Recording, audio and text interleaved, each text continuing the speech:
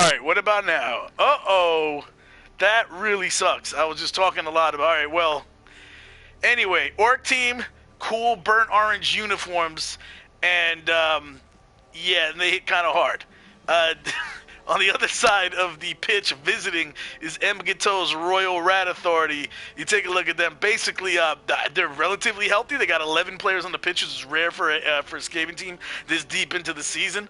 They're going to have LZ the Reckless, and LZ the Reckless is a strip baller, very agile. He's got two heads, can confuse opponents, and he's a dauntless guy. So this is kind of their cage breaker over here. Well, maybe Ix the Rapid too with the leap skill could be the cage breaker as well. But then Snarl Up is running around causing problems with his Mighty Blow and Pylon. Anyway, so I've talked a lot, and really quickly I just want to re-highlight here with the Pumpkin Kings. What is the name of their stadium? And what are we going to be dealing with? What kind of stadium is it? Is it built up? The Pumpkin Pitch it's a nice stadium. It's level 2. I mean, they put some upgrades to it, so it's decent.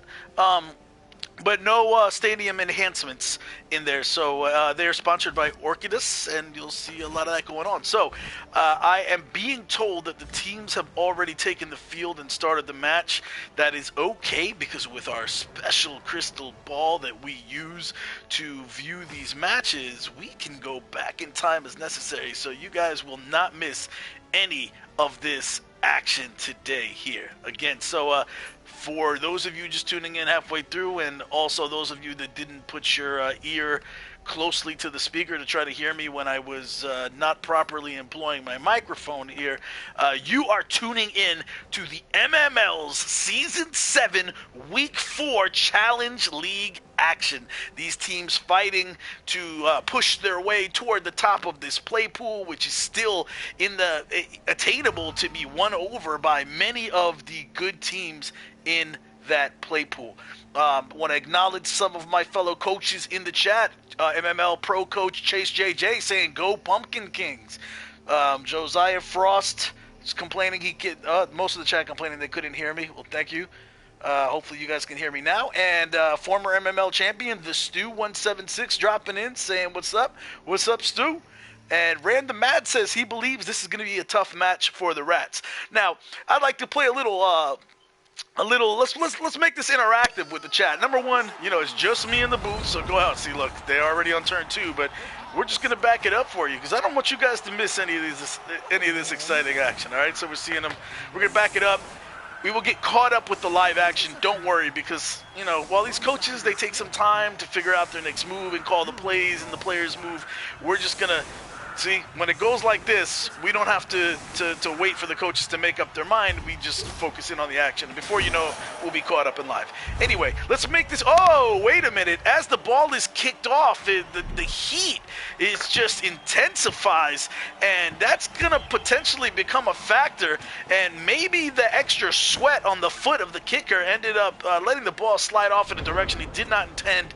He kicks that ball, and maybe a gust of wind carries it past the end zone, and it's going to be a touchback, which means now the Orcs don't have to bother with the whole picking the ball up difficult thing. They're just going to get it directly in the hands of their blitzer, Rurgashk, and he's going to easily get into a loaded cage, which is going to make it a lot harder for these Rats to take that ball away from them. So, as I was saying about the interactive chat, when you guys, if during this, now I don't know if you've read this, go to MMLPro.com if you haven't. I've posted something on behalf of Just Score magazine.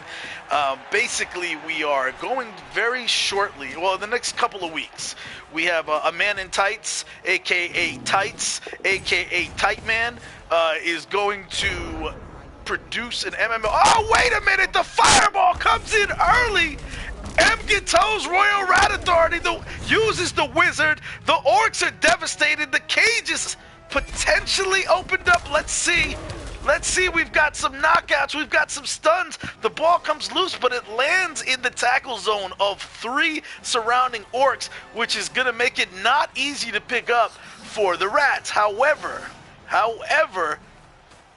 a little push in the right direction, and this could be a attainable loose ball. The chat is saying Great fireball. Now it's only in one tackle zone, which for a gutter runner is not that hard to take advantage of.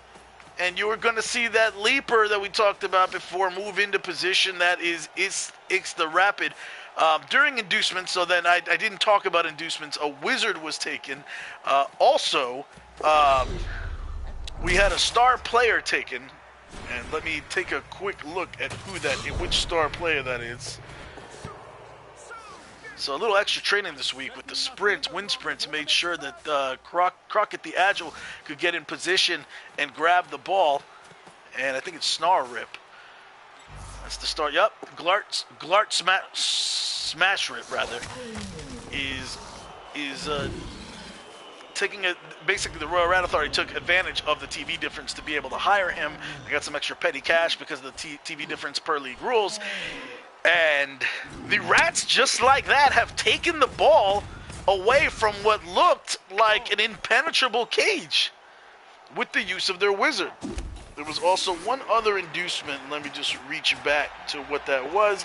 It was he took extra line rat as well. So there's an extra line rat for the Rats on the field. They want to make sure that they don't run out of players. And look at that! Just as easily as the Rats pick the ball up, the Rats lose the ball, and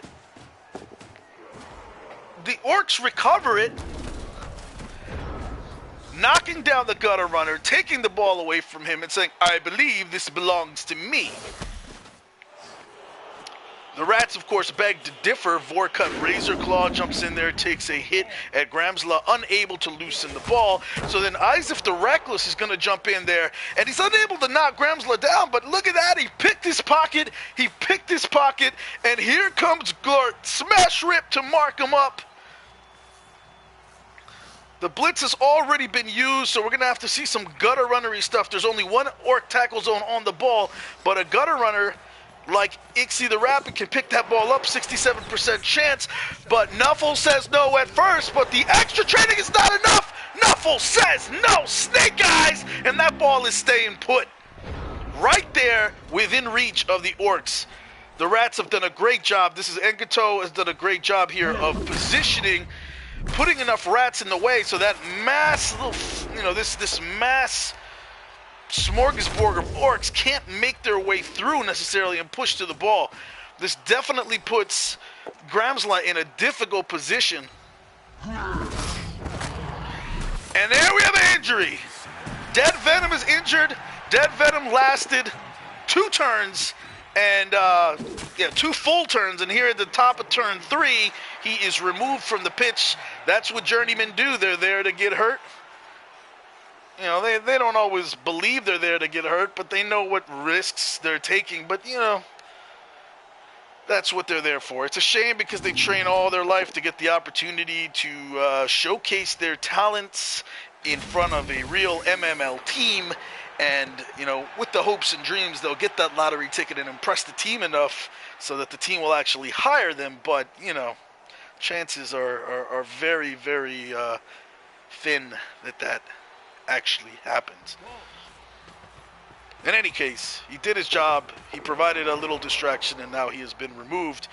Ooh, but look at this. Bad Fact comes around and marks up some of these Rats, allowing Gramsla to now not have to execute a red die block.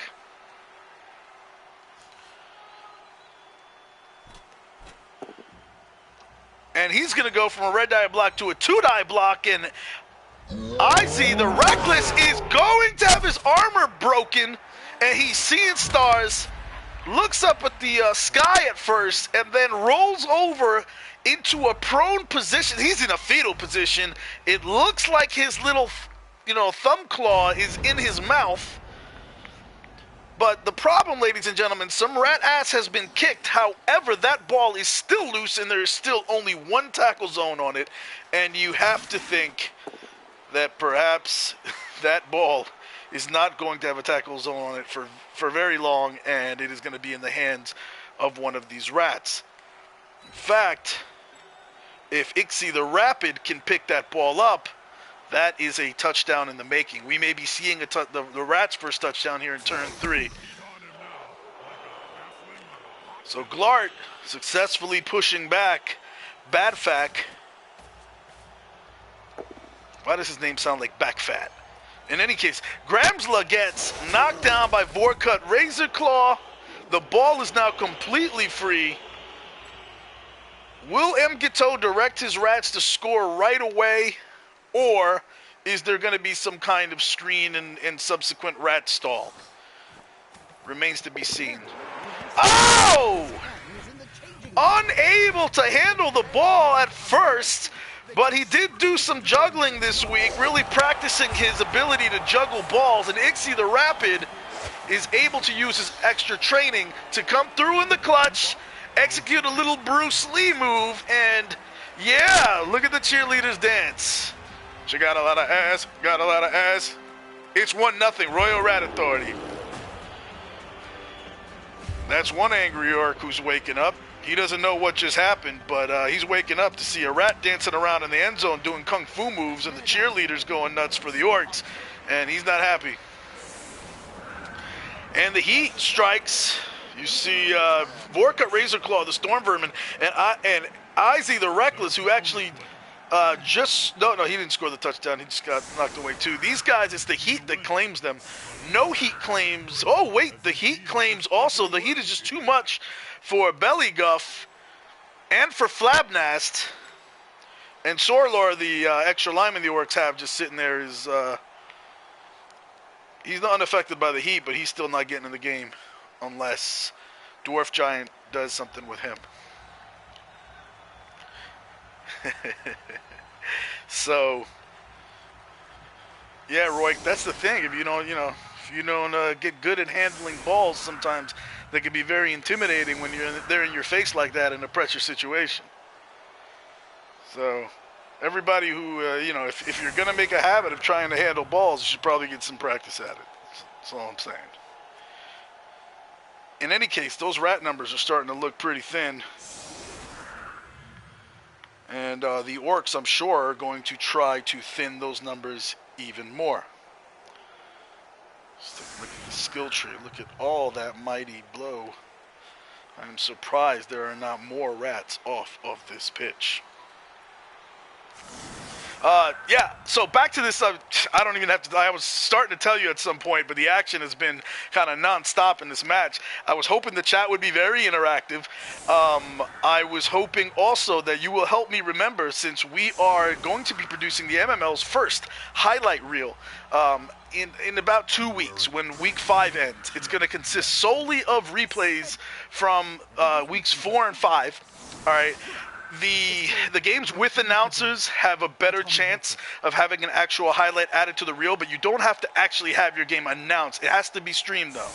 All right, so if you've got Jim and Bob in there, whatever, it's better than nothing. But at the end of the 2-week period, we are going to take the top 10 highlight films, or highlight clips, rather, plays, and put them together into a highlight video. Top 10 for weeks 4 and 5 of Season 7 in the MML.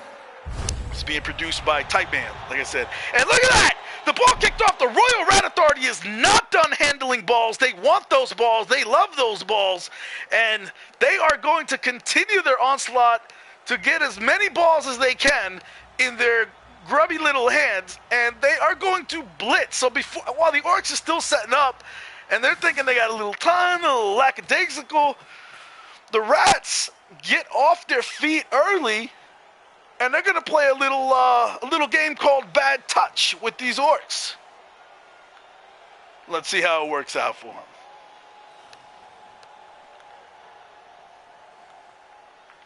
So you see in that dirty little rat, Patrick the Third is going to go over, mark up Rugask, and here comes Snarrip. This is the guy you want to be afraid of. The Storm Vermin is a mighty blower. I mean, he's not big on handling the balls, but he can deliver mighty blows like nobody's business. And he also likes to pile on once he's given a mighty blow. But in this case, he doesn't pile on. He stands over him. He stands over Rurgask. And he's mouthing some words which I will not repeat right now.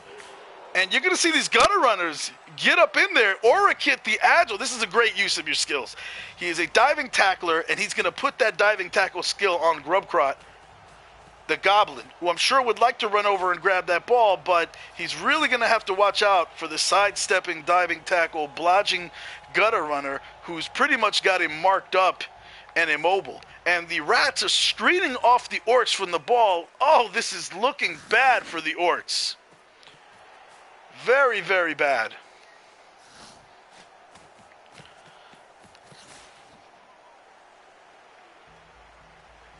The movement of the Rats is really just something that you really, really, really want to take into account when you set up on offense in case there's a blitz, because it lets them do things like this, which can make your life absolute hell. How will the Orcs react? Will they be able to get back there, get that ball in their hands? And they're going to start by ignoring the ball and beating Rats.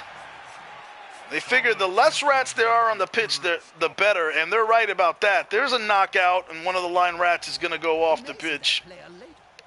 Yeah, so back to this highlight film.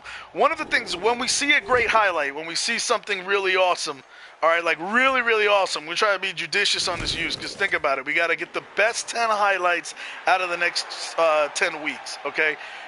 Remind me, if you think it's worth it, just type in the chat the words, hashtag highlight that, all right? I'm going to try to remember to say it when there's a highlight, because, I mean, I'm not going to do more than like one probably this game unless something comes up that I didn't expect, right? But I'll try to remember, shout highlight that when it happens, if it's worth it, and we'll try to get some highlight submissions to Tights. All right, so after this match is over, if we do have a highlight that's worthy, I'll DM him after the fact and say, hey, check out the Pumpkin Kings versus Royal Rat Authority. It's in the Ace TNA play pool. I might mention the coaches' names as well. And then most importantly, I'll say it happened in turn, whatever. And I'll try to say top or bottom. Top meaning, you know, obviously you got the top, where the Pumpkin Kings are going top of the fourth. And then the Royal Rat Authority goes in the bottom of the fourth because of the second half of turn 4. Yeah, Stu, I agree the fireball was pretty nice. I'm not sure if it makes the highlight reel top 10 out of the 2 weeks, but it was pretty nice. Let's hope we get even better plays. And with a team like the Royal Rat Authority, they do have the ability to do some incredible things. So we shall see. Also, context is everything, right? The situation may be such that, you know, it could be a death or, you know, whatever it is that at a particular moment makes it really, really stellar. So let's keep an eye out. And there you go. There's the dodge out, even from the diving tackle, like a boss. Grubcrot grabs that ball. He's a little ball guzzler. Look at him. He's happy. He's holding that ball close to his little chest. He's really happy with that ball in his hands. And, oh, he tries to extend his leap, but his little legs can't stretch that far. He stumbles, and it's just too much. He did some extra wind sprints, and it helped him on the first extension, but he ends up pulling something right there. He pulls his hamstring and he's coming up lame. They're carting him off to the side, and that ball is sitting right in front of noted ball lover and diving tackler Orikit the Agile, who can just dodge his way away, pick it up, and get in the end zone with an 83% dodge out and an 83% pickup. He'll be sitting in the end zone again, and we're looking at 2-0. Instead, Imgito is going to risk a block. Because, why? Because you got to feed Snarl or he gets angry. Snarlrip unable to knock down the blodging Rurgask, and then you're going to have this dirty, dirty rat, Patrick III, coming around and marking things up. Robo says we should do a bloopers reel. Yeah, the bloopers reel. That could be it. The GFI, failed GFI and injury with the ball, which pretty much decided the game. So, I mean, that could, you know, who says they have to be positive highlights, right? That could be a highlight that. Not bad. That could have been the point in the game where it got out of hand, was this Goblin making a great dodge, but then tripping up and not able to do it. And look at that. They decided to not go with the Agile And M. Gateau is going to have Ixie the Rapid come up and grab his second touchdown. And I'm wondering, I keep stats, individual stats for the pros, but I'm not sure if anybody's doing it. Dionysus used to do it for the CL. I don't know if anybody's keeping stats for the CL, but M. Gateau is definitely feeding the Rapid.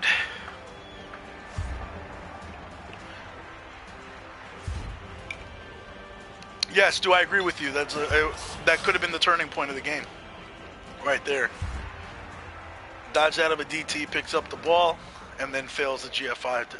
I don't know what he was planning. I think he was probably planning on hurling it.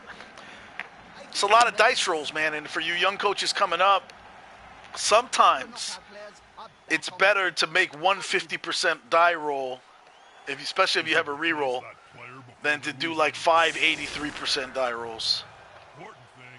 Or especially if it's like 483% and then a 67%. Like just do one time, 50% with a reroll. I don't know. We got some good statisticians in the MML. M. Gateau is one of them actually. So yeah, Mighty T363 is saying it's going to be difficult to get back now. He's going to need a quick strike. Down 2-0. I mean, it is still early, and the Orcs have been doing a good job of laying some punishment on these rats, but not good enough. I mean, you only got one guy, and it's a journeyman gone, and then these other rats here have been off the pitch only due to the heat. Oh, but it looks sorry. So the heat keeping the rats down, but the heat is just not affecting the Orcs at all. Orcs are at full capacity right now. The rats, like with meager numbers, just doing some real damage here. And again, this is the danger that M. Gateau poses with a Skaven team. You really got to be careful with this guy.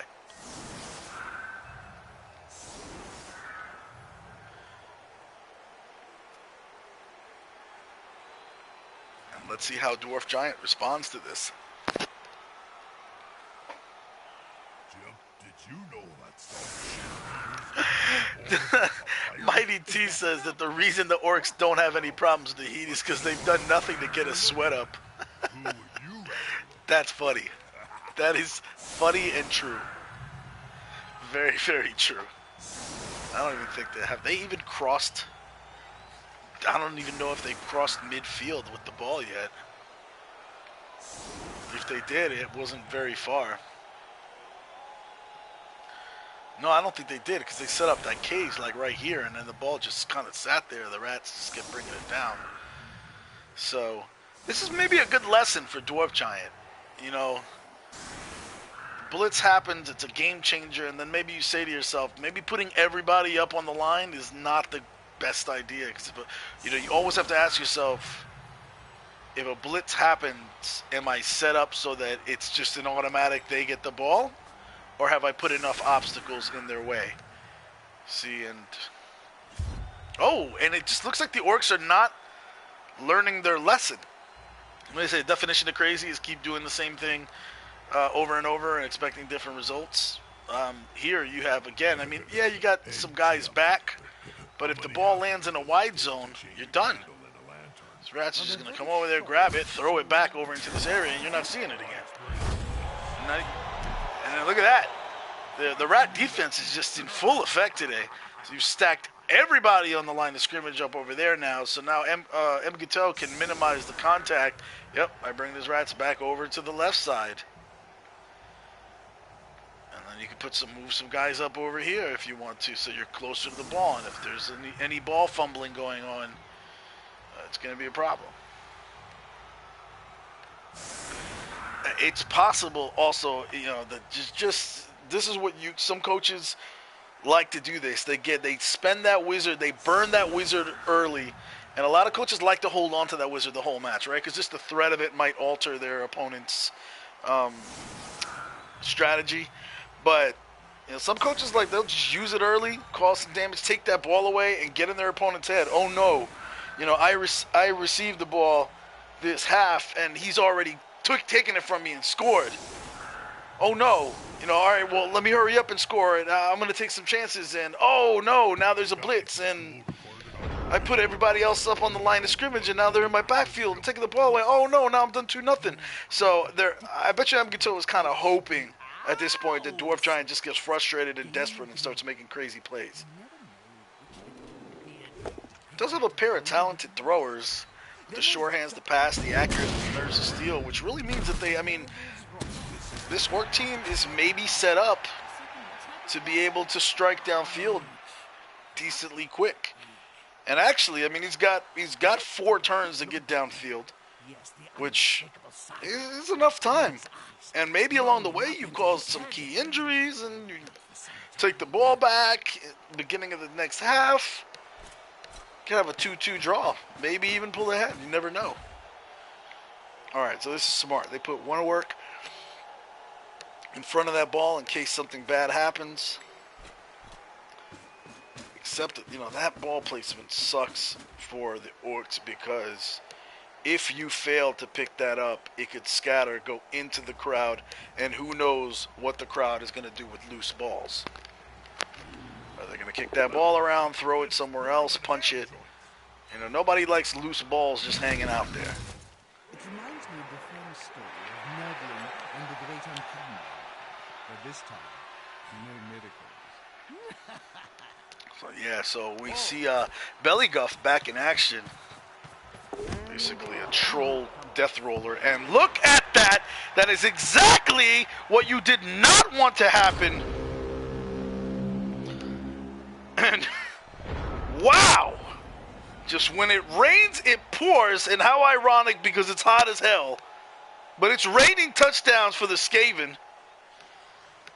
And you got 2 little ball gobblers here that are just hungry to pick up that ball and cause some damage. Yeah, Mighty T says sometimes it's not your day. It's not. I mean, the danger for the Rat team is that if they score this 3rd touchdown at this point, you have to think that the Orc teams may start to consider that there's no way they're going to win this game and just start beating people up and ignore the ball. And then, you know, your win could come at a price. So, it'd be interesting. Yeah, so we got Coach DwarfGiant has left the sideline momentarily and seems to be twerping from the side, from over in a seat, and he's just shaking his head and laughing like a crazy person. Get back by your team and coach. Coach, the game's not over. The fans paid to see this match. Put on a show. Come on. Let's create some highlights. And try not to just be the guy getting highlighted on. This is bad, though. There you go. No double ones this time. The Royal Rat Authority is in full control. DwarfGiant says he's coaching, they just ain't listening to him. Yeah, we've all been there. We have all been there.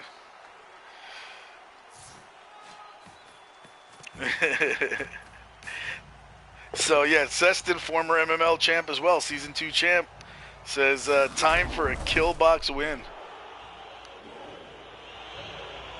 Robo Whale going back to my point when I talked about with the GFIs. He's saying the GFI plus the pass would have been a 4+ pass. 34.7%. I think that's a 63.7 with a reroll. Okay, without reroll. If he had just thrown the 3+ pass with the reroll, it would have been 75%. Yeah, so I don't think it was worth the extra GFIs either. Yeah.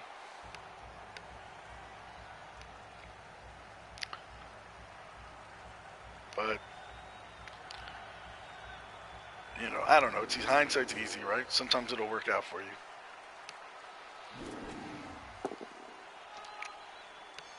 And, yep, the Orcs are responding with some kill box-like actions that would make Preach proud. Snarl-Rip gets knocked out. I mean, pretty much the services are no longer needed anyway. The damage is... has been done for the Rats, but so that's maybe a safe place for him to be.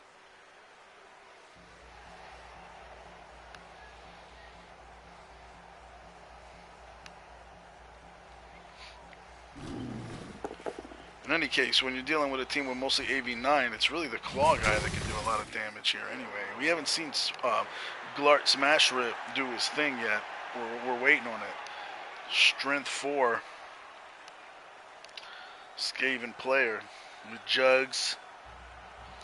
The Juggernaut skill. Some nasty claws and block.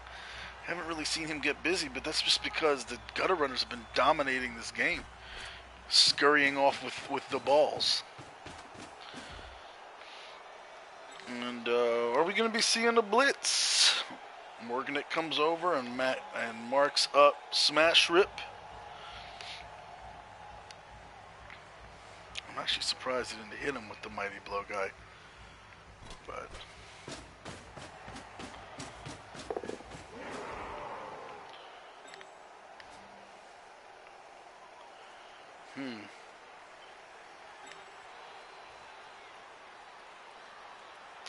bit risky. Be careful about throwing dice like that before you move this guy, Flabnats, because something goes wrong. He's getting surfed. And there you go. Ixie the Rapid is going to take a Mighty Blow, and Gramsla is going to deliver that.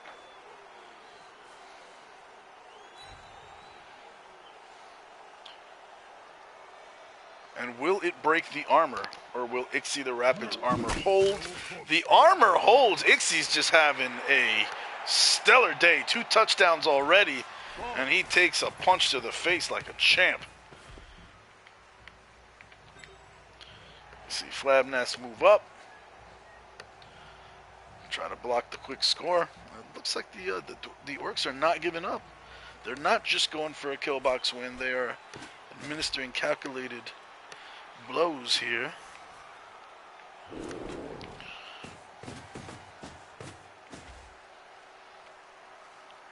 going to see Black Orc, Gabber Brutus Smash, get in position, and the Orcs are trying to keep these rats cornered.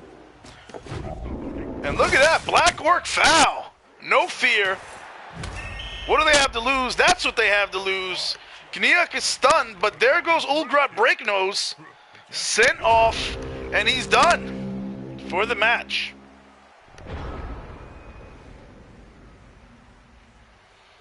I respect it, though. The Orcs are just trying to make something happen. I mean, what do they got to lose at this point?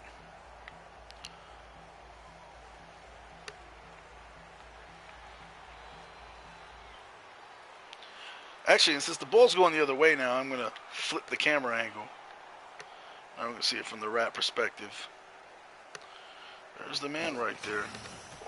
Or a kid with his 9 movement with only 1 GFI can get into the end zone, but the question is, can they clear a path for him? It doesn't look like it yet.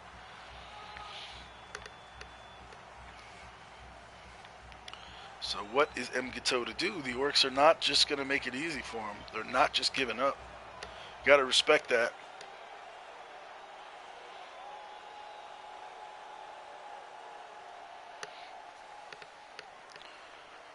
Wow, no movement so far. I'm hoping there wasn't a blue screen or something. By now, Mgato would have gone.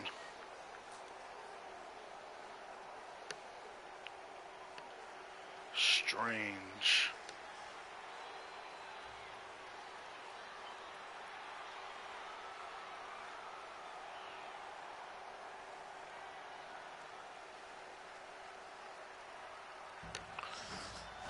Oh, there you go. Okay, so maybe he was just trying to figure out. I mean, wow. First move made with 35 seconds to go, and that's not good.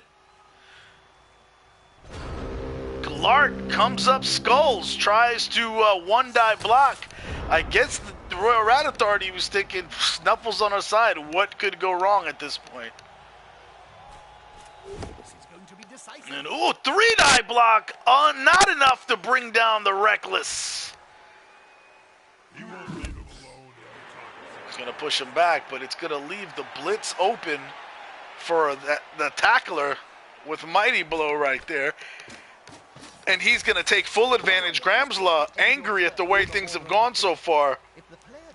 And Krokid's tackle skill is not enough. He is not at, I mean, his dodge skill is not enough because of Grams' tackling ability, and the agile is not agile enough.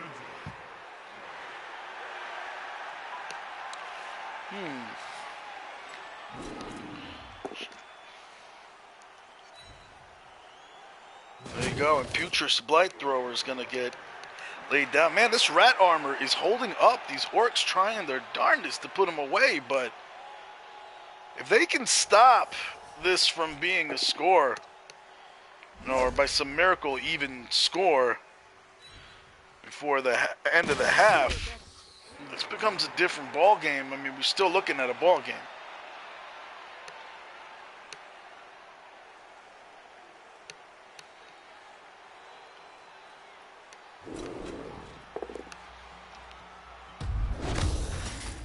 Ugraf smash your face, trying to take Nizik to Pound Town, but again, just that armor holding up wonderfully. Turn 7, the Orcs have nobody downfield over here that is in scoring position. They need to get somebody down there, because if not, and look at that. Bellyguff keeps his concentration. And there you go. There's the move.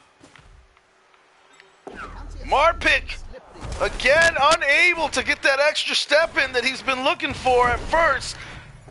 But he did ladder drills this week. And 1, 2, 3, 4, 5, 6. He's in scoring range. With only one GFI next turn.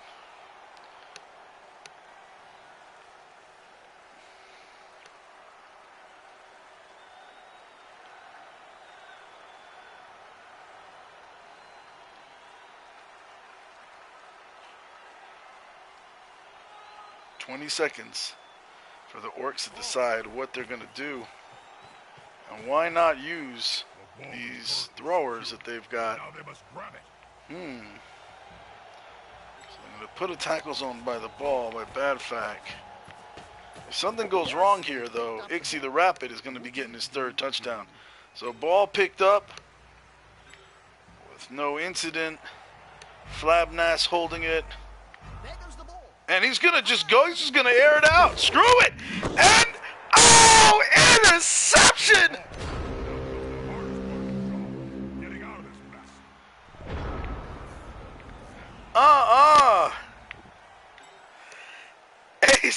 Azai the Reckless gets reckless, jumps up while surrounded by Orcs, and manages to snag that ball with no fear. And like I said, if something goes wrong, we are looking at Ixie the Rapid in the end zone. And now Ixie the Rapid just needs to get that ball. Oh, actually, so he's not going to, he's going to stop short of the end zone. Because the Royal Rat Authority is only on the bottom of turn. It's only the bottom of turn 7, and they've got this turn and one more afterwards to score. The danger in that gutter runner stopping there is that he is able to get punished. Foul dodge! Turnover! And wow, we could go from what looked like a Rat touchdown to could be an Orc touchdown. We may have a game again. Could we be looking at 2-1? To GFI or to not GFI? Ooh, this is tough. And he's really got to look at what he gains. 3, 6, 7. Yeah, it does the extra GFI at this point. I don't think it's worth anything. There you go! An accurate pass from Badfac! It's caught! It's caught! Marpik is going to catch that ball, and he is just 1 GFI from the touchdown. Let's switch that camera angle, baby. The Orcs are on offense. An 83% chance of making this a 2-1 game now. Wow, and I'm just going to say highlight that for this whole sequence. The last, 2 turns have been awesome. One big freaking highlight.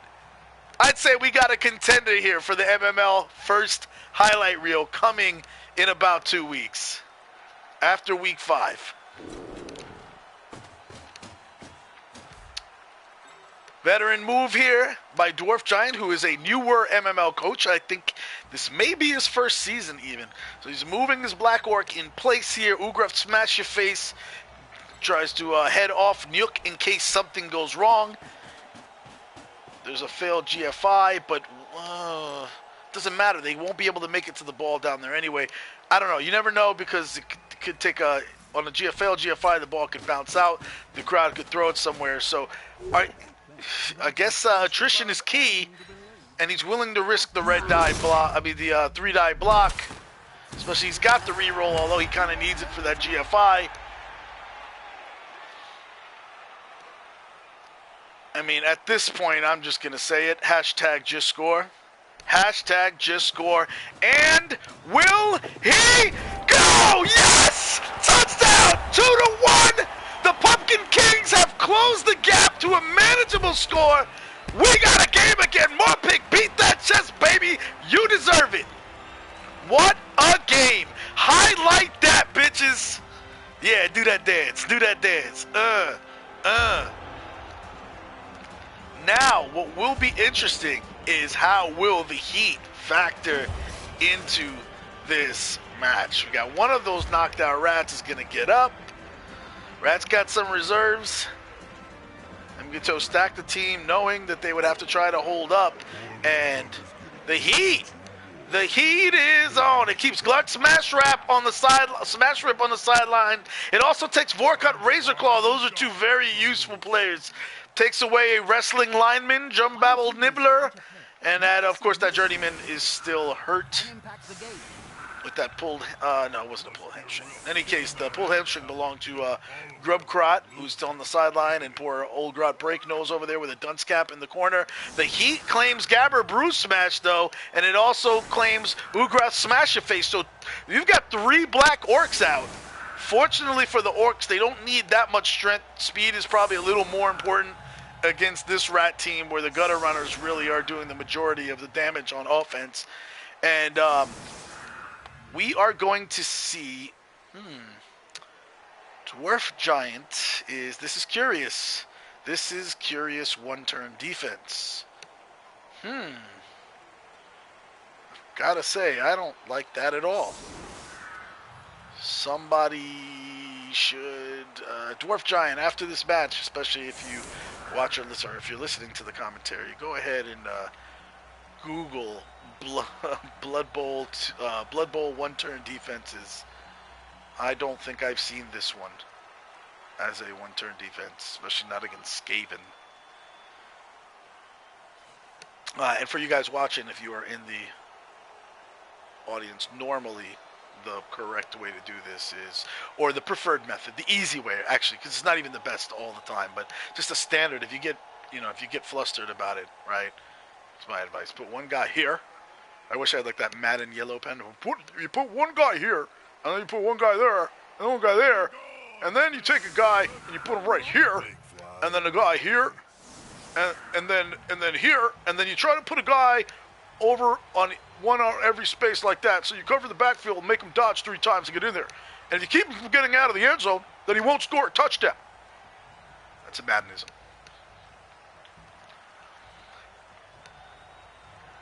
And let's switch the camera view. Bam! Now we're looking at it from the Skaven side. How will the Royal Rat Authority respond? Are they going to punish the Orcs? I mean, still, this defense it does make it tougher for the Rats to get the push they need, but not impossible.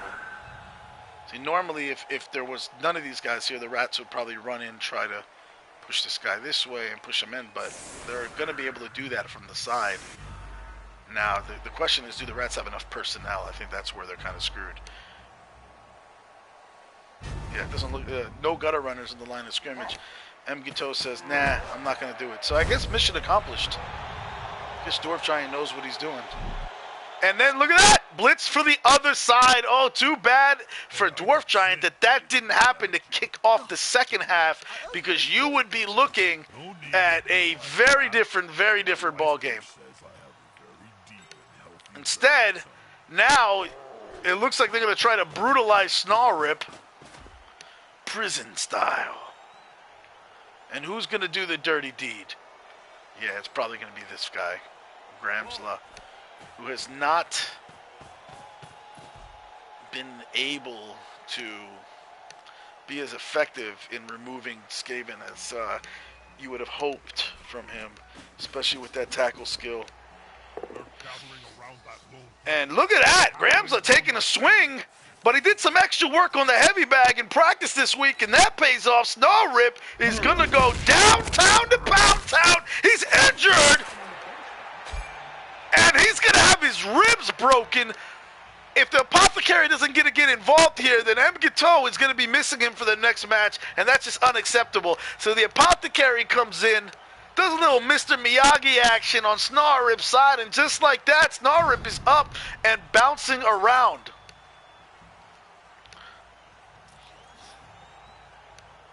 Nice work by the Apothecary on that one. If there was an Apothecary highlight film, he'd be up for it.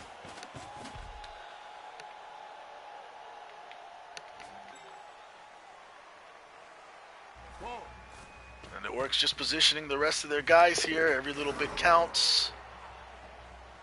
Like, why not? So all these tackle zones around, so even if the Rats manage to pick up this ball, where are they going to go with it?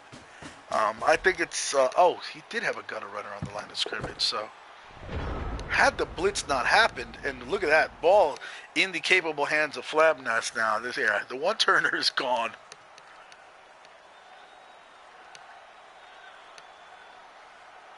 Very good defense at this point from DwarfGiant. Well played.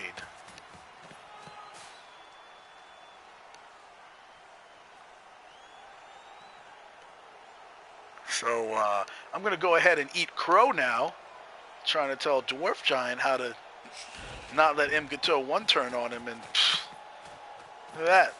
Not even a turn, not even a full turn later. A few seconds later, he's standing there holding the ball. A couple minutes later, rather, he's standing there holding the ball. One of his players. Like, shut up, Jest. All right, I got this. A little wrestling action right there. He's gonna wrestle him.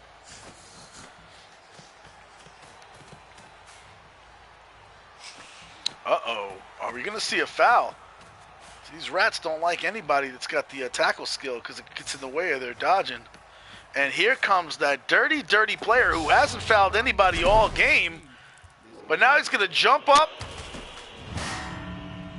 and put Marpick on a little cot on the sideline, trying to sleep it off. Get out your smelling salts. And with that, Royal Rat Authority is going to take their lead into halftime and get ready to receive. Heat's still a factor here. This could be game-changing depending on who gets up. Man, it's just a hot day. The heat won't go away. The knockout does not get up for the Orcs. And it looks like they're going to have two guys laying there due to the heat. So, yeah, I think Mighty T said early in the game the heat wasn't affecting them because they weren't running around. I mean, weren't really doing anything. The Rats were the ones running around. Now you can see a couple of Rats down due to the heat, but Rats still looking relatively healthy. Getting the ball back. 1, 2, 3, 4, 5, 6, 7, 8, 9, 10, 11. They got 11 on the field. Man, they're chilling. Nobody claimed by the heat over there. You just got the one knocked out lineman and a journeyman. Oh, this is, I mean, the Royal Rat Authority is sitting pretty. Meanwhile, the steamroller, death roller troll over here, Belly Guff, has just had too much. He's got all kinds of sweat coming from his big fat stomach. And Swordlore lying next to him like a teddy bear. You got a knocked out orc. Man, there's more orcs on the sideline than there are Skaven. 1, 2, 3, 4, 5, 6, 7, 8, 9. So the Rats actually outnumber the orcs by 2. And that is no good, my friend. No good.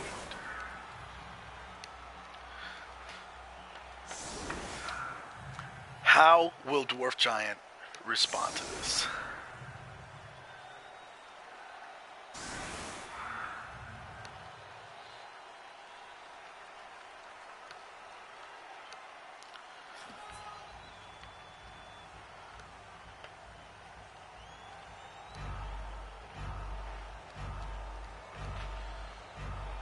I mean, rats are dangerous when there's like 3 of them on the pitch and they're on offense. When they outnumber you, this can get ugly. And this can get ugly quickly.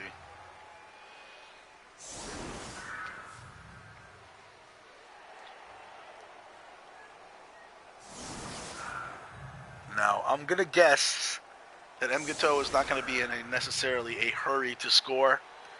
But if given the chance, he'll go up 2 early and not even think about it twice. But right now he's holding the numbers advantage. I'm sure he's not in a hurry to get that troll back on the field or potentially another tackle blitzer. Going to enjoy the attrition, probably screen the ball off, not push it, try to milk this as much as he can. I mean, he's not going to take any crazy, unnecessary chances, I don't think. Meanwhile, DwarfGiant has to try to create some kind of pressure or chaos, you know, change the attrition in this match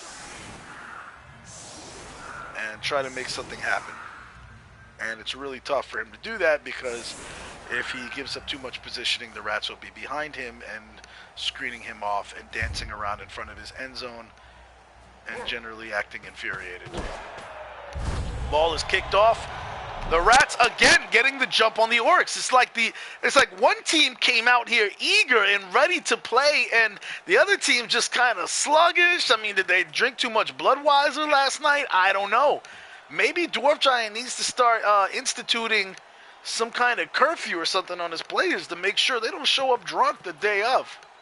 Also, the irony is not lost on me that the coach is named DwarfGiant and he's coaching an Orc team. You know, I often think Blood Bowl. Yeah, DwarfGiant is continuing to twerp instead of coaching his team. He's saying he wasn't expecting to be outnumbered in this game. Yeah, I don't think anybody expected that. But look at that! The kicker, man, whoever kicked that, I don't know who it was. We'll have to go back for the replay later and see who kicked it.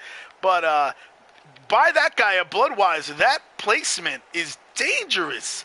It's sitting right at the feet of one of the Black Orcs, who, by the way, we went from one Black Orc on the field to now we're back to 3 on the field, which is great, except you lost the troll, which kind of sucks, but... Alright, the Royal Rat Authority is able to clear away Ugroth, smash your face. The guy they're really going to have to focus and concentrate on is Azhag Bruvkaf, though.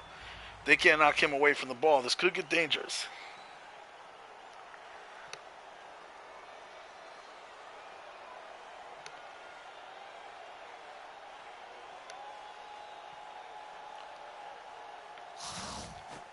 MGTO orchestrating his troops, pointing in the direction of Azhag.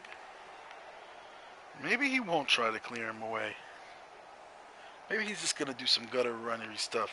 Picking the ball up with a reroll is a pretty good chance there. 67% pickup, and then he also has a reroll sitting there, so. It's better than 83%, I think. But MGTO's gonna believe he can break this Orc armor. Unable to break it, but does annoy Gabber Brew Smash enough, pushing him back. And clearing that allows the Rats to surround Azhag Bruvkaf and knock him away from the ball.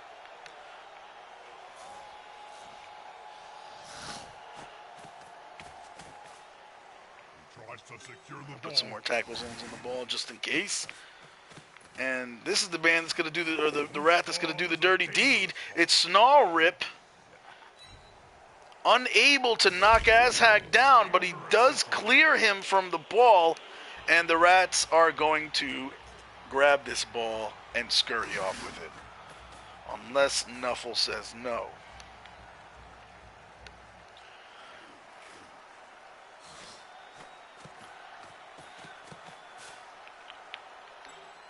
So Izzy the Reckless is going to drop back. The ball easily picked up by Ixie the Rapid. And Ixie's going to actually give the ball up. He's not going to hog it for now. Ixie's already scored 2 touchdowns this game, and he's just like, you know what? I'm gonna be a team player.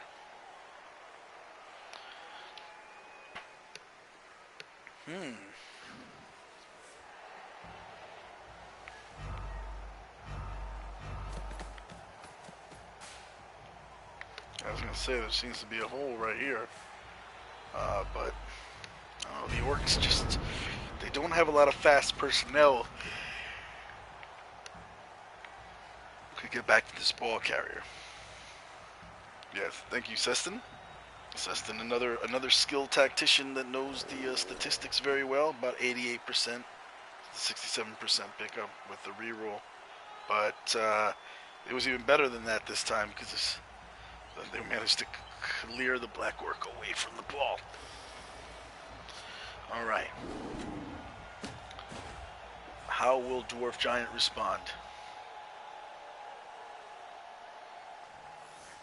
The Black Orcs in the faces of the Rats, trying to intimidate them. The Rats, however, have not felt enough violence and wrath today to actually be intimidated. Interestingly, too, by the way, Large Smasher, I thought he was knocked out. No, it was the other guy that was knocked out that didn't. Yeah, everybody that was knocked out got back up. And there you go. There's the blitz with Gramsla. Gramsla's just not been able to do damage today. It's just been very disappointing.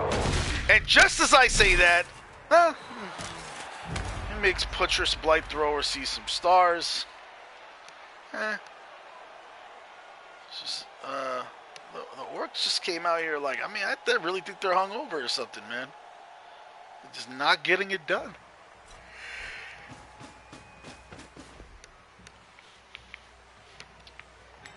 Now, Rurgask is going to come over, provide an assist for Ugra Smash-A-Face, who just gives a little annoying shove to Snarl Rip, pushing him backwards.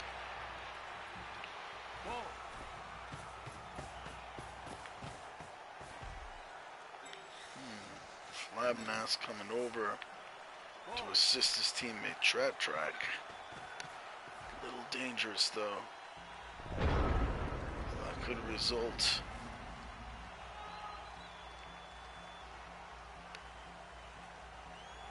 Oh, that sideline is real close for comfort on there.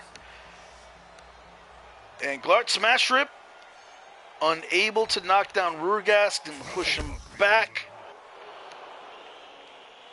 to the side. It looks like the Rats are trying to make a hole over here for Croakit the Agile to drive through.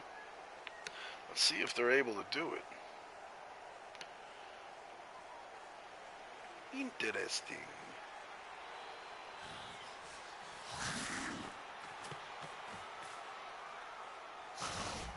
The attacker has an assist. And Snarrip is going to let Smash-A-Face have it.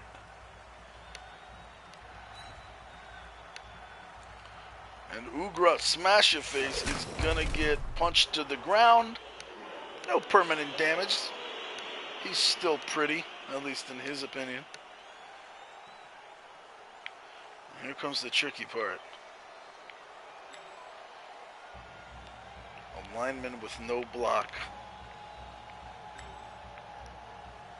is going to have to make a block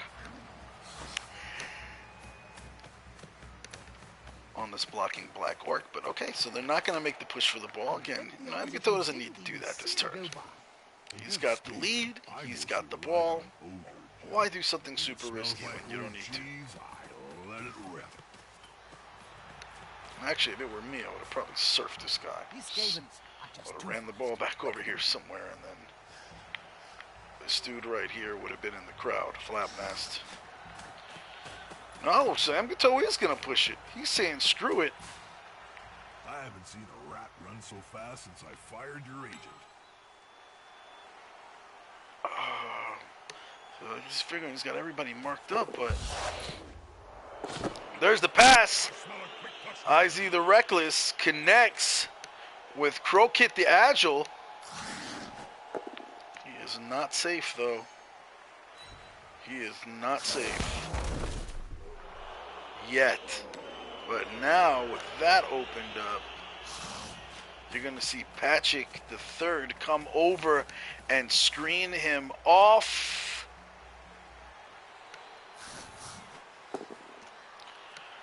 One die block is effective, and man, Nuffle is loving Mgato right now. Tratrack is neatly boxed in there like a little can of sardines. Eee.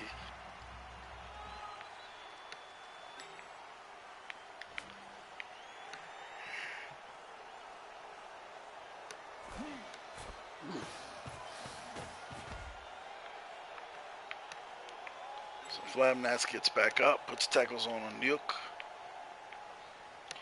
Nuke.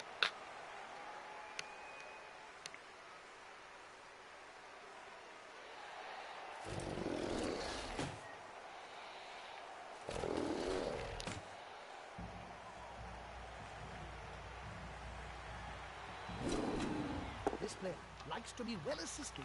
Cabber Bruce Smasher. Bruce Smasher with the nasty backhand. He's going to break armor, but nothing permanent. Vorkut Razor Claw is stunned.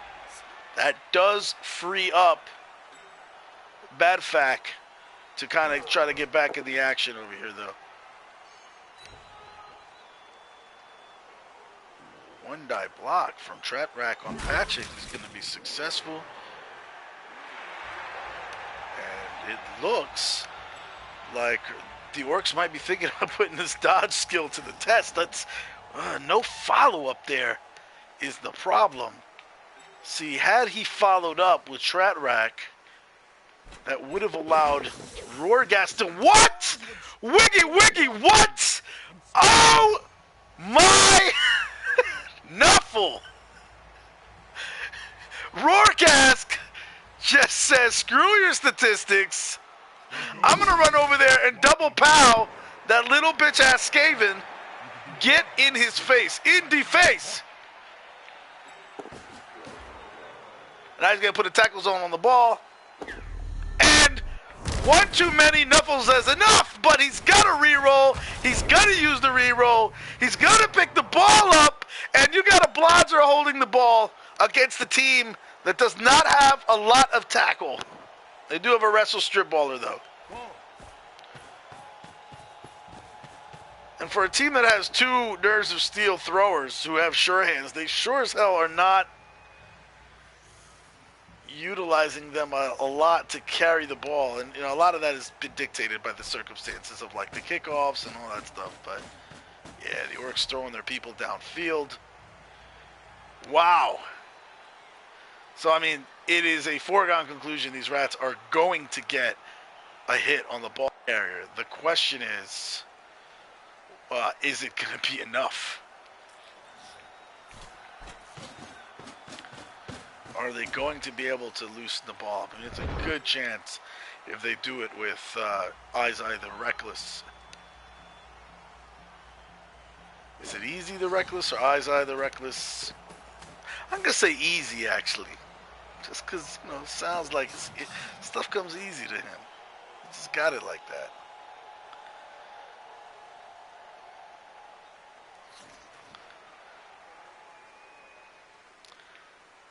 And right about now, I'm really thinking DwarfGiant should have followed up, even more so than before, because then there wouldn't be a free tackle zone on the ball like that, and Easy just manages to easily strip the ball away from Rurgask. There is still a tackle zone on the ball, as we know, and the blitz has already been used, so he's going to stay on that ball. However, now it goes from an 83% pickup to a 67% pickup. And the tackle skill will ensure that if you get in there, your dodge skill is not going to be able to easily get you out, even though it's only a... Unless it will be a... No, it'll probably be 83% dodge out. The Rats is trying to maximize the hits at this point. A little big blue arrow action. Frees up yet another Rat. Lilich Jr. is going to be freed up to come in, mark up that ball. we may be looking at another Ixie the Rapid touchdown. There you go. Dodge.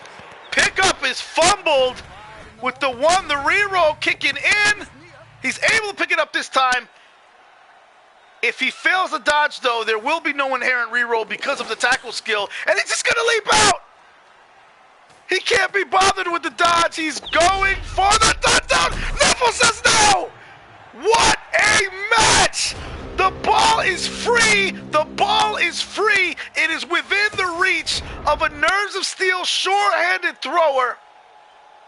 Wow. This whole game is a big highlight film. I just want to say highlight that. Turns 1 through 16. This is sick.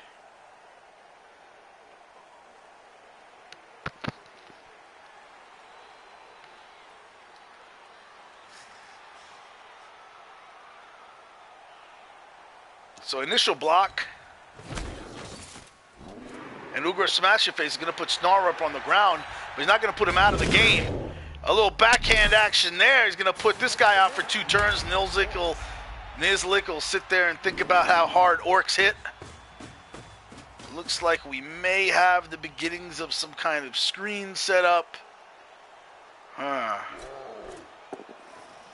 Oh, double skulls. However, extra training kicks in, and Track did some speed bag work this week, is able to free up Flabnast. Yes, that's especially the way it started out, right? It was looking like a drumming.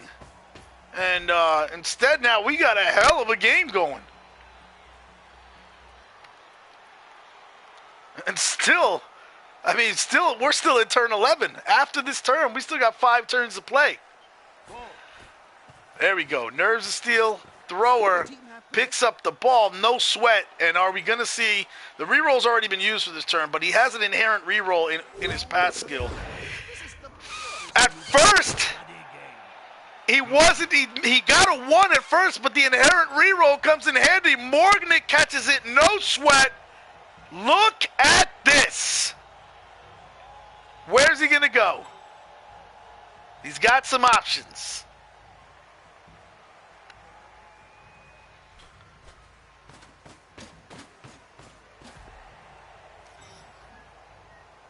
And he parks Morgnick right there by his buddy Azhag, Bruisecalf, and behind Gramsla.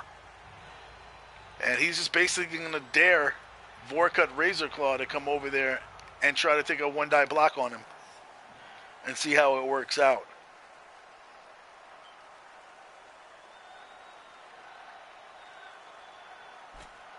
He didn't see the opponents arrive. See, and I'll point out right here, I think he would have been better served by running up in here. I wouldn't have left this whole side exposed. I would have put him right here in between the black orc and his blitzer buddy. And then that also provides an assist, so then you could take a mighty blow hit on this thrower. I wouldn't have left him with this whole side exposed over here with a free hit from Vorkut Razorclaw to possibly get one of these gutter runners in here somehow to provide an assist, even though that's unlikely. Or your opponent has 2 rerolls, he could dodge, butchers out, mark him up, and then you got a 2-die block. Even if you get 2-die blocked, though, you're getting 2-die blocked into this area. So, okay, successful push from Gramsla. He's not going to do the trick of what he wanted to do. And, oh, that's really bad now. That's really bad. Specifically because now you just freed up a thrower to 3, 4, 5. There's going to be a 2-die block from the ball carrier. And the only saving grace he has is that probably the way that he's going to get hit is going to be in a direction that puts him toward, adjacent to one of his work buddies. I didn't like that. Oh, he was doing so well up until that. And there you go. There's the blitz. I like this. Vorkut Razorclaw trying to show he can do the trick. At first does not make it, but the extra training he did this week pays off. The ball scatter's free. It is open season on that ball, and the Royal Rat Authority is hungry for balls.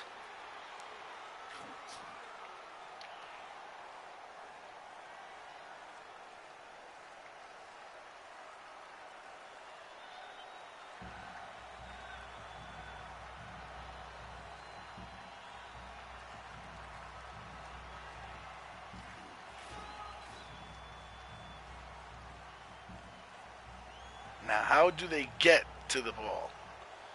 It's the question of the day.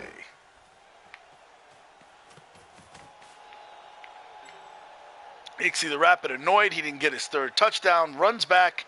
Maintains himself in scoring range. And he's waiting for his buddies to recover that ball for him and give it to them. Or give it to him. And wow, that's a lot of movement. Oh! Crow-Kit the Agile runs over, grabs the ball, and decides not to throw it. Understandable, since he's already burned the reroll for the turn. They're just going to hope that Morgnick is not going to be able to put him down on the next turn. He's a blodger. However, they got a tackle blitzer right here. I mean, so really, some things could happen. And oh, that's annoying. That is annoying. Easy the Reckless makes it look easy. Marks up Gramsla. And then the question becomes, how bad do you want that tackle? Are you willing to dodge out? One dive block fails. Royal Rat up there, and he pushes its luck. Patrick the Third is stunned. What will the Orcs do?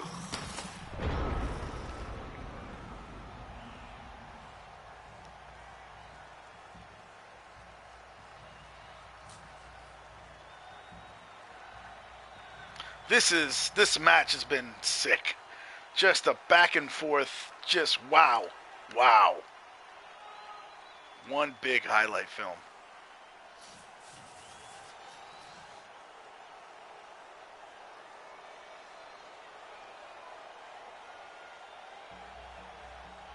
And how it ends will probably determine which turn I really recommend is the one that's picked. And wow!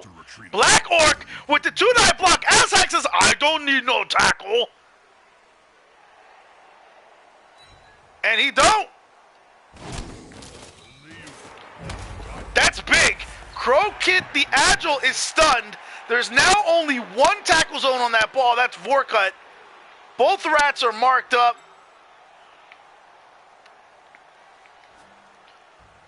Whew. The only thing I don't like here, I'll tell you in a second, Ugrout Smash Rip able to knock down Snarl Rip. Only thing I don't like here is that he hasn't moved Badfack yet. So he's rolling dice before he's doing the easy things.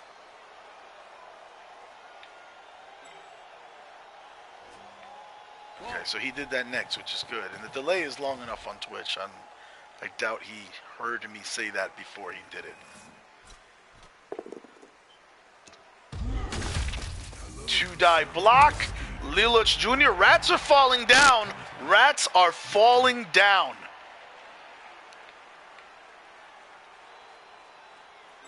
This guy right here is going to be key. Can they get him down? Oh, he's going to do that first. Oh, do the easy stuff first. And wow, spends the reroll, grabs the ball. He's still in contact. Does he GFI and dodge out, or does he stay put and just try to force Vorkut to throw a 1-die block next round?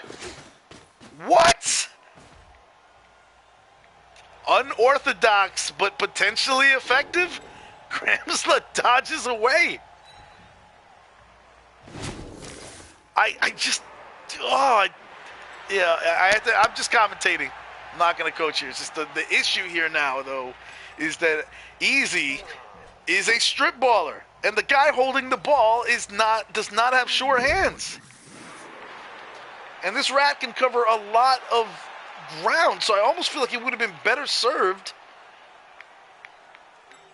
by having Gramsla just knock him down and make sure that, he was just out and unable to get over there.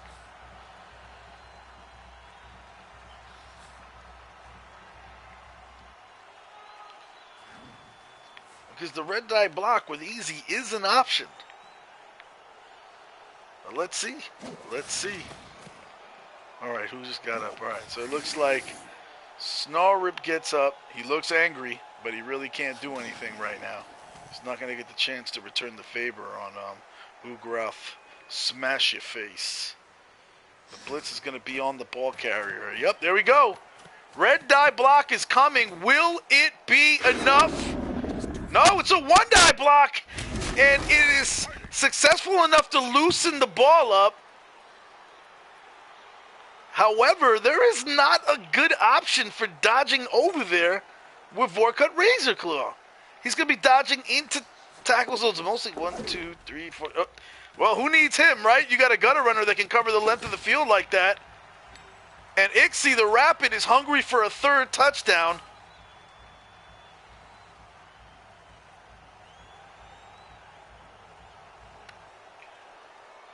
Whew.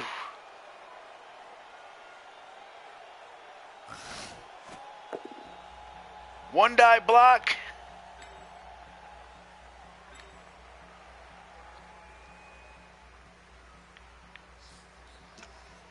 Gatoda says not to re-roll it, probably wisely. One die block on Gramsla does have the advantageous effect here.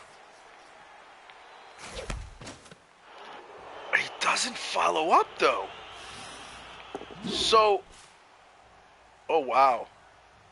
Oh, wow. So now you just left it. Oh, there is a tackle player.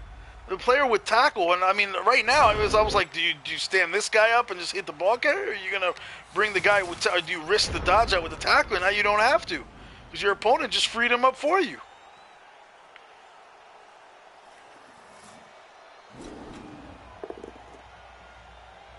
Gabber Brew Smash pushes Glart backwards, freeing up Rurgask. To run down here, I like that move.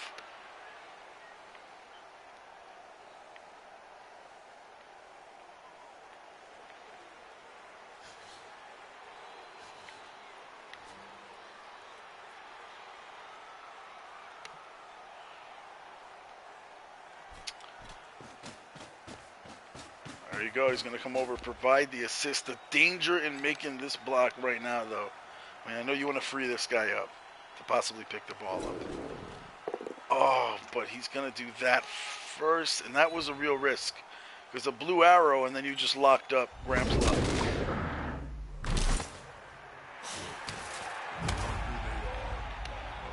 Now you got options with your blitzers, but to me, you got to do things. The sequence is very important, and you could have just screwed yourself by doing that.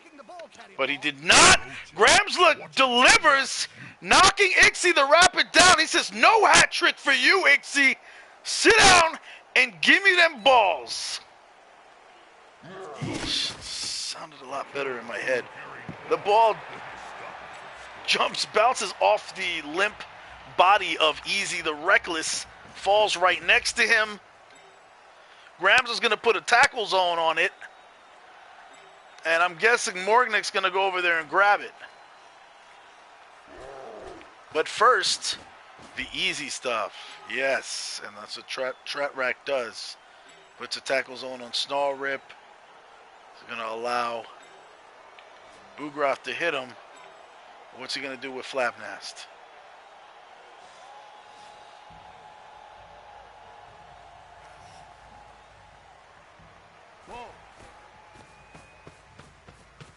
There you go, ladies and gentlemen. Stuff that doesn't take dice rolls in there, because this guy didn't need to wait for a dice roll to move.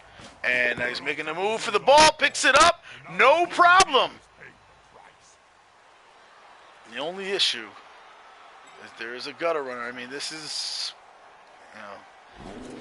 there's a gutter runner right next to him with a strip ball skill. But he's got some turns to make stuff happen. That was helpful. Ugroth knocking down Snarlrip. And I gotta say, DwarfGiant has overcome a ton of adversity to keep this close. Whether or not he comes out on top in a draw or loses eventually, I mean, a valiant effort with the way that this game started, where the Rats just went up 2-0 so early, getting all kinds of breaks their way. The blitz factoring in the perfect defense, failed pickups like double ones by the Orcs on multiple occasions, and somehow the Pumpkin Kings just really fighting their way past all of this adversity. This is wow. And because the Orcs have the ball, I'm going to go ahead and do the old switcheroo and take you from the offensive point of view. Let's see how long that remains the case. Easy gets involved, single die block, not enough to fell Morgnick, but it is enough to loosen that ball up. The ball is stripped. Easy strips Morgnick like Morgnick is trying to pay for college in an unconventional way. And look at that, it's not enough. Easy wants them balls in his hands. He's going to dodge free, pick it up, and then run into the open field. The question is, can Mgito surround him with enough people to, with enough Rats to keep the Orcs from taking it right back?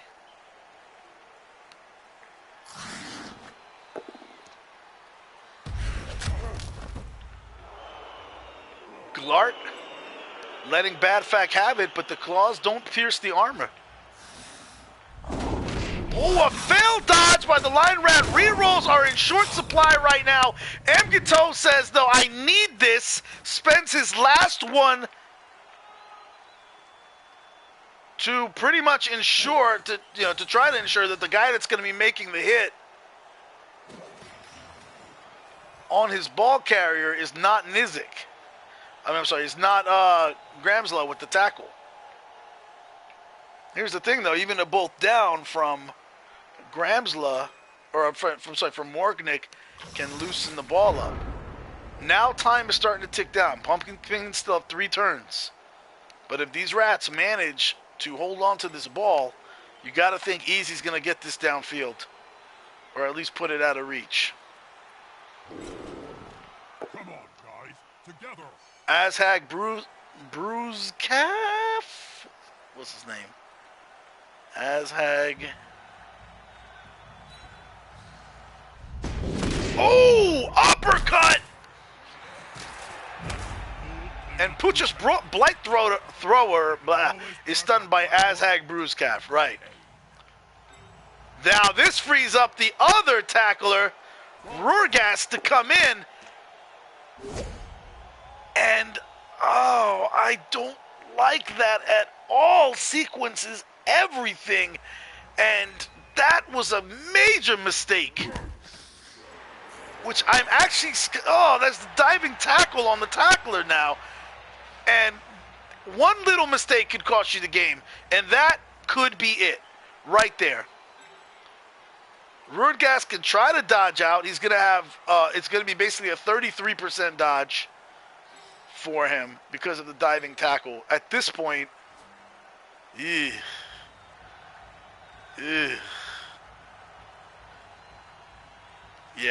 that just did it.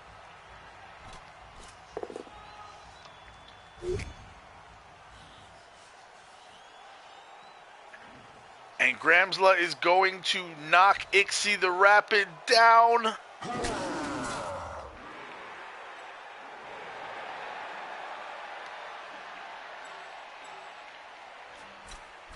This is going to be decisive. Morgnick knocks. So I guess they're going to depend on this dodge. This is, oh man. That is ugly. Ugly.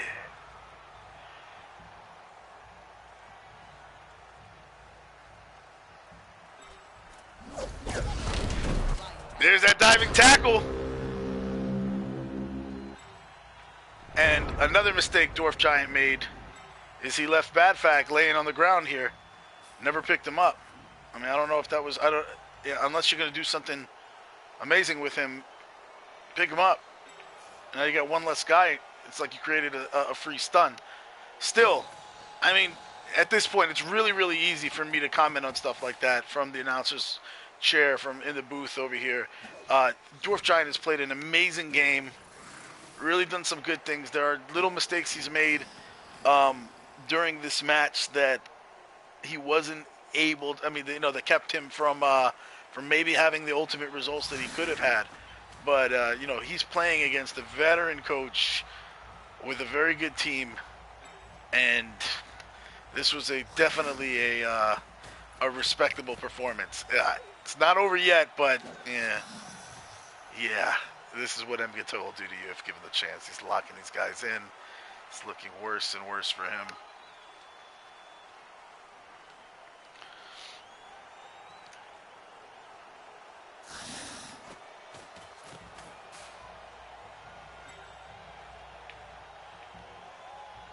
Guard's going to get in position. I mean, the question at this point is whether Git wants to risk the touch, turning the ball over.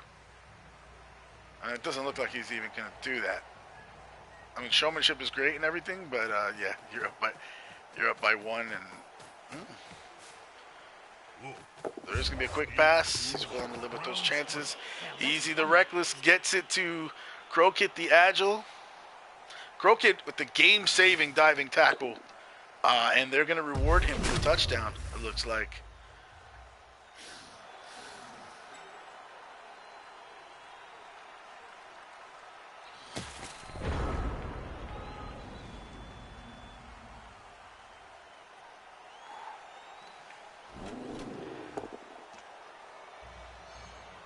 There we go. How will the Orcs deal with this? The game's not over yet.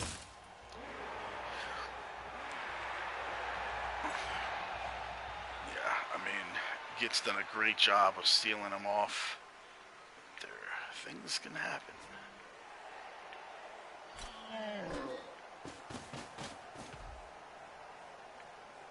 Nice move here. So, unable to get it done though. Morgnick laying the throwdown on Ixie the Rapid, and that's it's the wonders of sidestep there.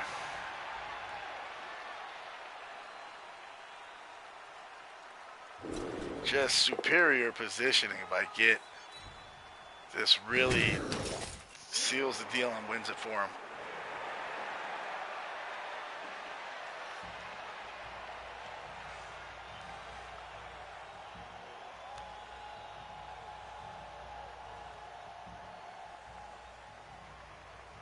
And we're going to switch the cam to offense now. Bam! Right next to a teammate. Ugra smash your face, getting up in the face of Patrick. And look at that! The Orcs are not even going to be able to get the chance to take the shot on the ball carrier, and it looks like the Agile is going to just waltz right into the end zone on turn 16.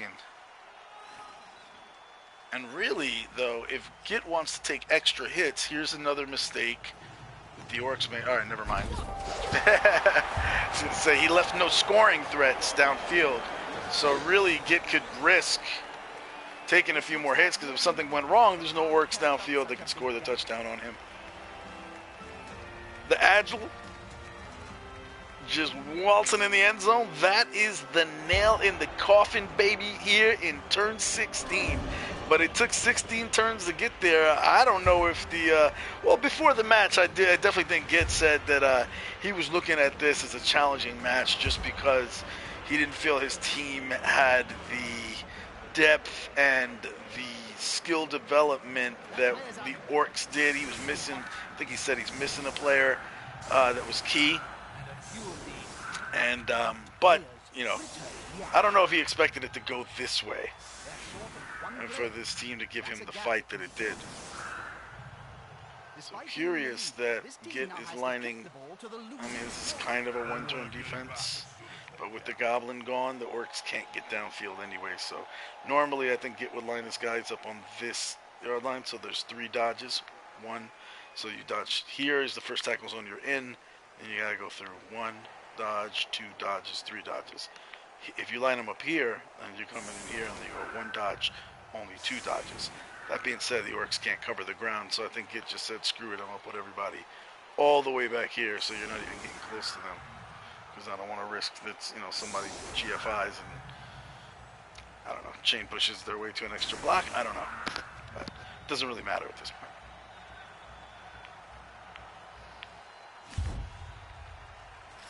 The heat just never went away, man. It stayed crazy hot. And more perfect defense from the Rats. Man, MGito has got these players trained up.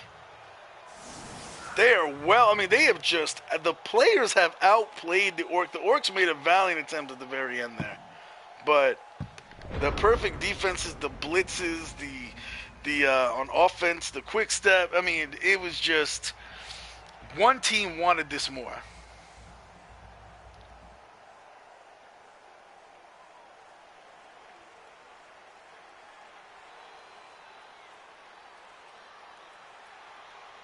Starting to look a little tatty.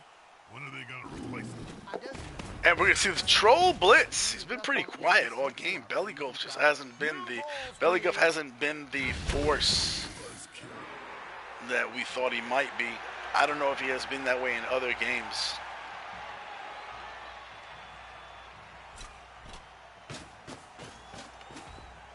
They're getting up close and personal. With that, I mean, the Orcs are not going to get another hit. It looks like they're surrounding Glart to foul him. Because they're like, why not? I don't think Git cares. Because we all know our star players in the MML, in Blood Bowl period, have personal apothecaries who are the best of the best, so they can be recovered and resuscitated if need be. Immediately, even if the on-the-field apothecary fails. And so he's going to surround the player to foul him, but I hope the Dwarf is going to, he's going to at least farm the SPP here. Accurate pass by Flabnass is fumbled, not caught, and what an end to this match. All right, we're going to go through stats in a second. I completely forgot to invite the coaches for the post-game interview, so I'm going to invite them now. So just bear with me for a second. MGito, winning coach, there you go, he's invited, and we've got DwarfGiant.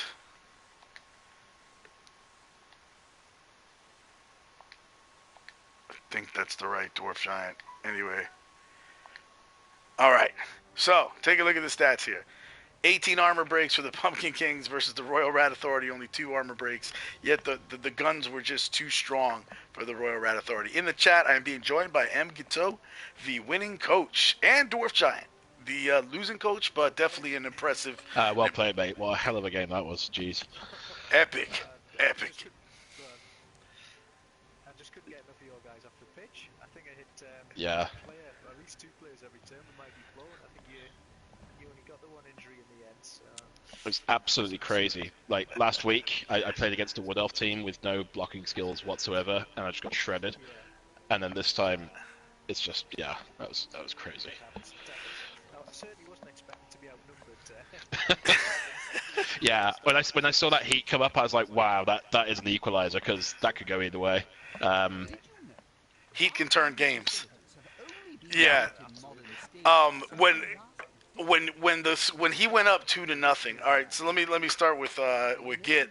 When you went up 2-0, were you thinking, yeah, I'm in cruise control now? This is over. No, because you're never on cruise control in this game ever. I felt if I could get the 3rd score, then I could think about just literally protecting my players for next week, because to come back from 3 down is really difficult. Right.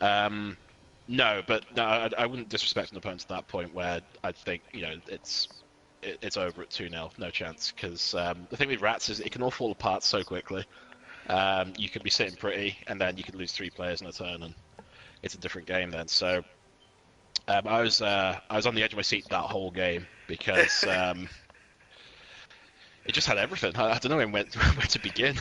That's why, I mean, when we talked about this when I was announcing this, we just started to collect highlight films or highlight turns for the highlight reel that we're creating in 2 weeks, and I was like, I don't even know which turn to pick yet, because this whole thing has been one big highlight film. Insane. It had everything: long passes, like crazy dodges to make these key hits. Just wow, just failed GFIs, just everything, Yeah. man. I feared the worst when the GFI failed for 3-1. I just thought that's gonna come back and haunt me. So I thought if that went in, then again, second half, even if he scores, I should be okay. Right. I just thought it's not going to be my day. I'm going to be that coach who loses from 2-0 up with like all the kickoff event help you could possibly get. But no, we held out just enough in the end, and I think for any especially for any new coaches watching this game, the moral of this is that diving tackle wins games, and I just wasn't expecting it. I need to be more careful when I look at opponents' teams, things like Yeah. football, things like diving tackle, which I just really wasn't aware of. So when you made the dodge out, you didn't realize that it was going to be a 33% dodge? No, didn't. Oh wow. It was going 67% with the reroll. Oh, okay. I see in the comments get type Jest. Was that I talked about the diving Yeah. tackle? Was that why you? I just overheard that in the background. Yeah. Oh. I was like, shh. It I looks like he's thought there gonna do was it. I thought there was enough of a delay in the between. That's why I didn't have you guys in. I think if both of you were in the chat live, I probably wouldn't have said anything about Yeah. that. But I thought to, there was to enough be of a fair, delay. the way that turn played out, you had literally no choice anyway, because Right. if you don't take the shot, then I just Right. run through. Right, and that was score, so. also my reasoning. It's like, look, at that point, the damage was done. That Yeah. was happening, and and hopefully, Dwarf. I mean, I the sequence when you go back and you look at it, you realize, had you not made that first block, and used that tackle piece first, you may have been looking at a tie game.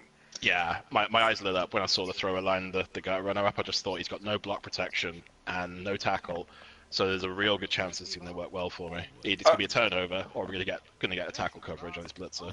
DwarfGiant, are you a new MML coach? Is this your first season? It's my second season. Oh, okay. I really struggled last year. Managed to win 2 out of the 6 or 7 games that we had. This season I started off winning 2 and drew 1, so I'm on course to do better than I did last year, which is progress, I guess. Yeah, I mean, how long have you been Yeah. playing Blood Bowl? Did you start playing it on the PS4? I played it years ago when I was about 15, so you're talking 25 years ago now, and had a big break, and I started playing maybe 4 months ago-ish. Because you did some. Once or twice a week, not a lot. You did some really. So the crowd is the chat is saying they can't hear you. So I forgot to tell you, you got to go to. So you hit your PlayStation button on your controller, and then go into the chat, and it says Advanced Settings. So you go to the little headphone icon. It says Party Chat or whatever, and then once you're in there, you go to Advanced Settings, and then click the button that says Enable Voice to be shared. So then they'll be able to hear you. So what he just said, for those of you that if you couldn't hear him. He just said he played it a little bit when he was 15 years old, just a while back. Took a long break, and now he's been playing it for 4 months again since it went electronic. I'm here Right. now. Hopefully you can hear me now. Yep. Well, hopefully they'll tell us if they don't hear you again. But yeah, so you've been basically, for all intents and purposes, after a really long break since playing it on tabletop as a kid, you're now playing it for the first time for 4 months in the electronic version. Yeah. Right. I thought you did some very smart things, like a lot of great things that show that you have tremendous potential as a coach in this league. I think Yeah. people will agree with me, especially for somebody that's only been playing for 4 months, on this version. And Well, it was whenever season 6 was. It might have been a little bit more now. It was probably 4 or 5, something like that. Not a lot though. still, I mean, Yeah. you're functioning at a pretty high level for somebody that has not been playing it that long, and you went up against a veteran coach who's very good and was able to. Yeah. I mean, you made some little mistakes that if you had been against somebody that wasn't as experienced and as good as Mgito is, you would have probably gotten away with it. You might have gotten Yeah. away with them. But he was very unforgiving when it came He down certainly is. to exploiting your I weaknesses. think I've played him a couple of times in the farm as well, and I've lost both of those. A couple of them have been narrow, but yeah, it's happened. It's So like, he's 3-0 against me now. I found myself at one point like involuntarily cheering for you just because the effort you made was so, like, it was, you gave a hell of a fight. And a lot of coaches being down 2-0 may have just got frustrated and gone for a hashtag. I think even Preach would have just been like, screw it, we're going for a hashtag killbox win. Right, and and you fought back and gave a hell of an effort. So definitely made the orcs look good. Yep. Mm-hmm. Great performance as always. I mean, this is par for the course for you. Just really stayed the course. You were patient. Yeah, I kind of rode my luck a little bit because the kickoff events were just insane. The wizard worked well in the first turn too. That was great. Yeah, which really messed up the box. The old napalm drop on the pitch. That got some results. You dared him, and he said, "Okay, is it a double dog dare?" Yeah, I just think like I don't know where to begin with that game. I need to go back and watch it, to be honest. That was a hell of a game, man. A lot of stuff happened. Yeah, I'm gonna have to go back and watch it just so I can tell Man in Tights. I have to actually figure out what turns. I'm probably going to recommend that, like, it's multiple turns that, that get called as the highlight film, like maybe turns like 7 through 8 or something like that, because that end of the first half touchdown was insane. Yeah, it was good. I had to roll the dice and gamble for it. That was crazy. Because it was a long pass, wasn't it? I got away with all like the horrible dodges in that sequence, and it was the last one, the 2+ that got me. And I was like, it's always the way it works, right? You're like, are you kidding me? I just made a 33% dodge, and then I roll a 1? Yeah. Yeah, but Gutter Runners just won that for me. The fact I stayed on the pitch till the end, they're all developed, they all fulfill a specific purpose, and they just kept me in the game, really. So, but yeah, Dwarf, you played a hell of a game. That was a pleasure to play in. And you?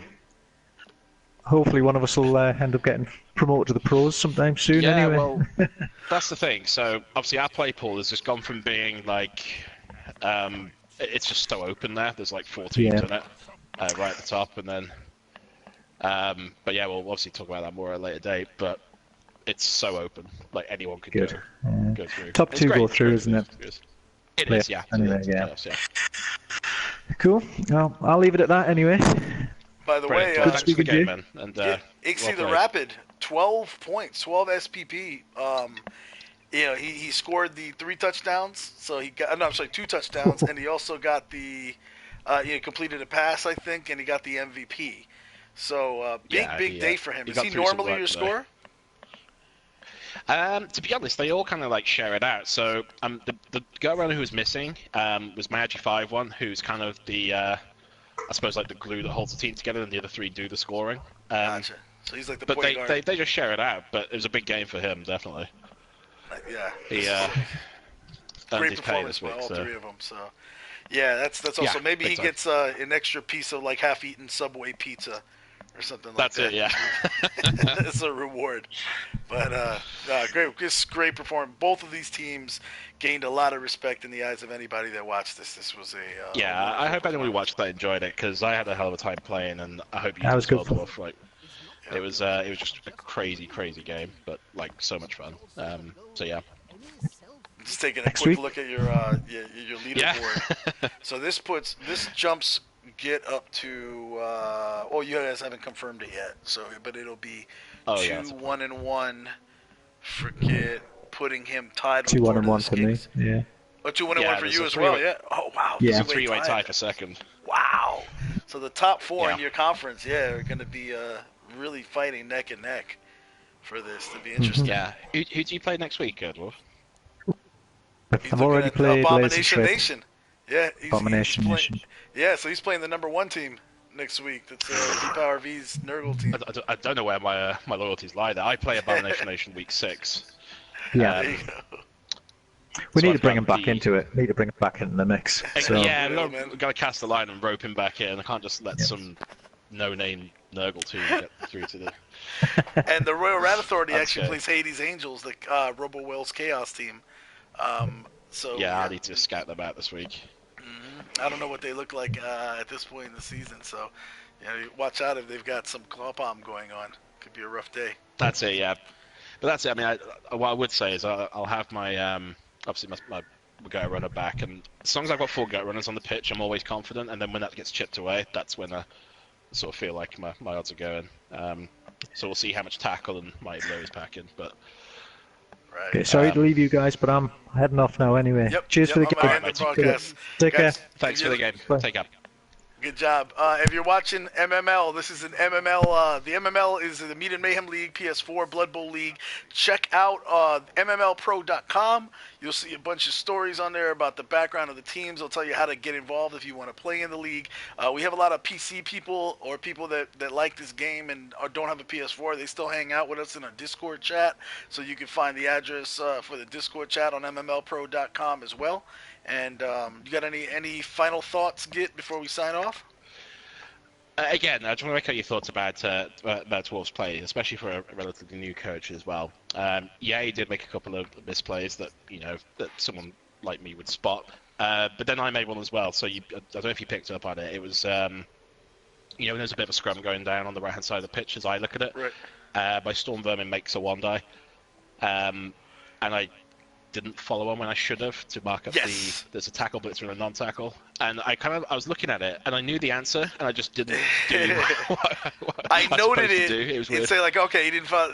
I noted it, but I did. I expected you had a game plan, so I just assumed that there was a reason. No, that was just a straight up misplay. I'm just lucky I kind of got away with it. Cool. But No, very I'm well played. optimistic for the rest of the season now. I'm hoping that the team can stay together, and whether we go through to the playoffs or not, I've got my targets lined up for the close season, so we can fill a few holes. Uh-oh. And yeah, we'll see how the season goes. We're back in it, so Yeah, definitely. So Back in the we'll hunt keep for an eye playoffs. on your team. Great play, and more exciting games like these. Hopefully, man. This was awesome. This is a credit to Yeah. Blood Bowl and the MML.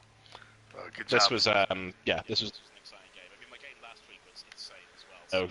So I hope I can get like the reputation as like the human highlight reel, as it were. But Nice. these have been some good games. There you so go. I hope people can keep watch and producing enjoy. them. Maybe we'll hear the words "highlight that" a lot in your games. Well, that's it. One thing you get from these is excitement. So. Absolutely. Anyway, thanks for calling the game, Jess. Sure. Yeah, thanks for letting me, man. It's awesome.